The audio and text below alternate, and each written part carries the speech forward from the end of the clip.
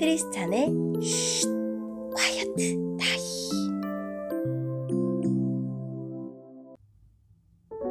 샬롬 크리스찬 성도님들 반갑습니다. 오늘의 본문은 요한일서 3장 1절부터 12절까지의 말씀입니다. 본문의 제목은 하나님의 자녀입니다. 본문을 읽기 전에 어떤 내용인지 요약본을 먼저 읽어드릴게요. 우리는 하나님의 아들이신 예수님을 통해 모든 죄를 용서받고 하나님의 자녀가 되었습니다. 하나님의 자녀에게 롤모델은 예수님이십니다.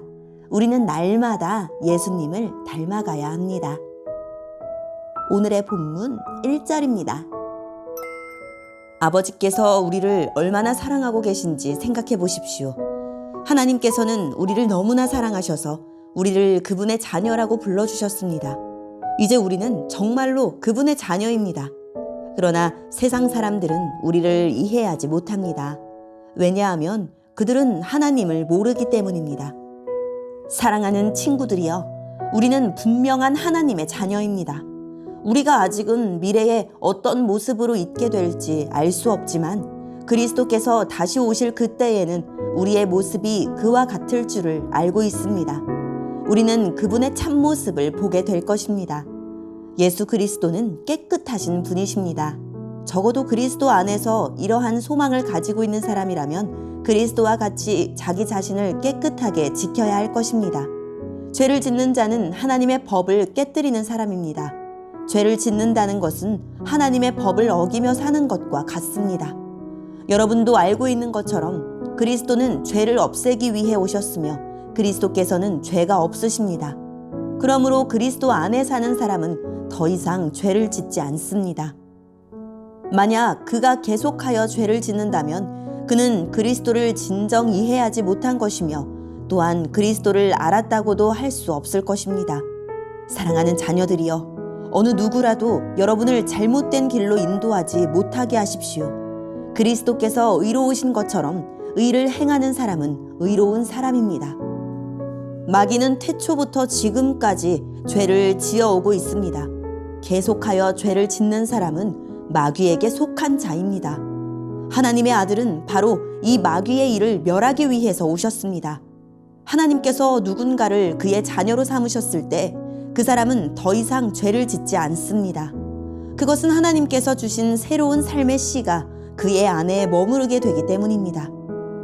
그는 이제 하나님의 자녀가 되었기 때문에 계속하여 죄를 짓고 살 수 없습니다. 이것으로 우리는 누가 하나님의 자녀이며 누가 마귀의 자녀인지를 알 수 있습니다. 올바른 일을 행하지 않는 사람은 하나님의 자녀가 아닙니다. 그리고 자기 형제를 사랑하지 않는 사람도 하나님의 자녀가 아닙니다. 여러분이 처음부터 들어온 말씀은 우리가 서로 사랑해야 한다는 것입니다. 악한 자에게 속했던 가인과 같이 되지 마십시오. 가인은 자기 동생을 죽였습니다. 자기 동생을 죽인 이유는 자기는 악한 일을 했고 동생은 선한 일을 했기 때문입니다. 아멘. 오늘의 본문을 통해 이해할 수 있는 부분은 무엇일까요? 거짓 교사들은 영은 선하고 육은 악한 것으로 믿었습니다.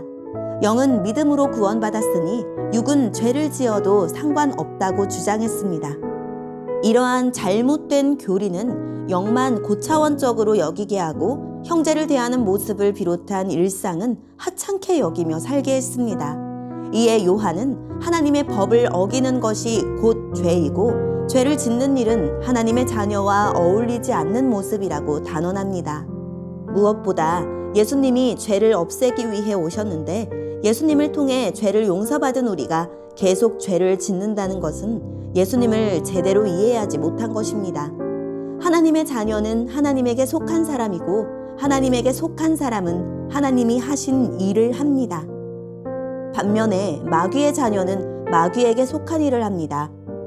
우리가 어떤 일을 하느냐에 따라 우리가 누구에게 속했는지 누구의 자녀인지 알 수 있습니다. 물론 우리도 죄를 짓고 누군가를 미워하지만 우리가 하나님의 자녀라면 이러한 잘못된 모습을 지속할 수 없습니다. 하나님의 자녀는 잘못을 회개하고 하나님이 원하시는 새로운 삶을 살아야 합니다. 오늘의 본문을 통해 알 수 있는 우리 하나님은 어떤 분일까요? 우리를 자녀 삼아 주십니다. 우리가 하나님의 자녀라는 것은 부모와 자식 간의 인격적인 관계 안에서 사랑받는다는 뜻이고, 하나님의 형상과 거룩한 본성을 닮은 그 부모의 그 자식으로 살아야 한다는 뜻입니다. 하나님의 맏아들이신 예수님이 재림하시는 날, 우리도 그 아들의 형상으로 새롭게 창조되어 아버지 하나님을 대면할 것입니다. 세상은 아버지의 사랑을 모르고 부활에 대한 소망이 없으니 이 땅이 전부인 듯 생존만을 위해 살아갑니다. 하지만 하나님의 자녀에게는 예수님처럼 정결한 몸을 입게 될 마지막 날이라는 목표가 있으므로 그날이 이르기까지 몸의 행실을 정결하게 지켜나갑니다. 그러니 가만 앉아서 죄를 끊는 것이 어렵다고만 말하지 말고 아버지의 사랑에 귀를 기울입시다. 내게 정말 하나님 자녀의 소망이 있는지 돌아봅시다. 오늘의 본문을 통해 우리에게 주시는 교훈은 무엇일까요? 영적 지식만을 추구하는 거짓 교사들은 무의미한 육신이 짓는 죄가 구원에 아무 영향을 미치지 않는다고 주장합니다. 하지만 요한은 죄는 불법이라고 잘라 말합니다. 죄가 없다고 말하는 적 그리스도, 즉 불법의 사람에게 속지 말라고 합니다. 예수님 안에 거하는 성도는 죄의 유혹 앞에서 죄인을 품어주시는 예수님만 떠올리지 않습니다. 죄를 없애시고 마귀의 일을 멸하신 예수님을 따라 죄와 싸웁니다. 죄 없으신 예수님을 따라 의로운 하루를 살아보려 애쓰고 또 애씁니다.